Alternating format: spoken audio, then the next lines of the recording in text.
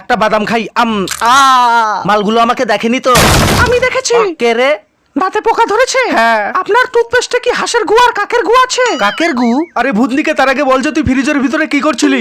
আমি ফ্রিজকে টয়লেট ভেবে হিসু করতে ঢুকেছিলাম, সেটা বড় কথা নয়। বড় কথা হলো যে এই নতুন টুথপেস্ট কাকের গু দিয়ে তৈরি হয়েছে। এই নতুন টুথপেস্ট আছে হাঁসের গু আর কাকের গুয়ের এক বিশেষ ফর্মুলা, যা আপনার দাঁতকে ঘষে ঘষে আপনার দাঁতকে পরিষ্কার ও মজবুত করে তোলে, আর আপনার গলার আওয়াজ কাকের মতোই সুন্দর হবে। এই নে ভিখারি, তোকে ফ্রিতে দিলাম, প্রতিদিন দাঁত মাজবি।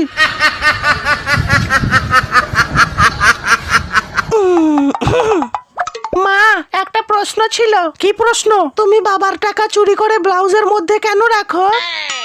কারণ তোর বাবা যাতে টাকা খুঁজেই না পায়। মা, তুমিও যে কি করো না, বাবা তো সেদিন ভুল করে কাজের মাসিটার ব্লাউজের ভিতরে খুঁজছিল। আচ্ছা, বর বউ দুজনে কি কথা বলছে? শোনো, আমার বিড়ি না খেলে পায়খানা হয় না। আরে কোনো ব্যাপার না, আমারও সেম। বলছি যে আমাদের দুজনের বিয়ের পরে হানিমুনের জন্য তুমি কি প্ল্যান করেছো? ভাবছি যে আমাদের দুজনের বিয়ের পরে হানিমুনের জন্য গ্রিস কেমন হবে ডার্লিং?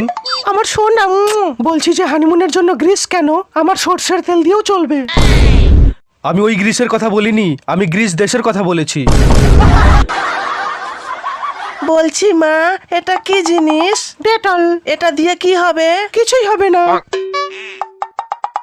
মা, এটা দিয়ে কি হবে? কিছুই হবে না।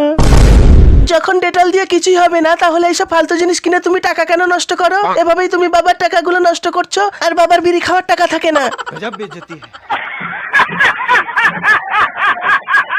আগে আমার খুবই বিড়ি সিগারেট খাওয়ার নেশা ছিল। আমার তো বিড়ি না খেলে পায়খানাও হতো না। কিন্তু একদিন আমার মাসি আমাকে বিড়ি টানতে দেখে ফেলে। তারপর একদিন মাসি আমাকে বলল, বিড়ি সিগারেটের নেশা ছাড়তে হলে নিকোটেক্স খা। তারপর থেকে এখন আমি সিগারেট আর নিকোটেক্স দুটো একসাথে খাই। ডিঙ্কা চিকা ডিঙ্কা চিকা ডিঙ্কা চিকা।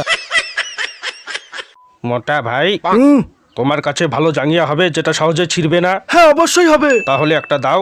এই নাও। জাঙ্গিয়াটা পরার পরে ছিঁড়বে না তো?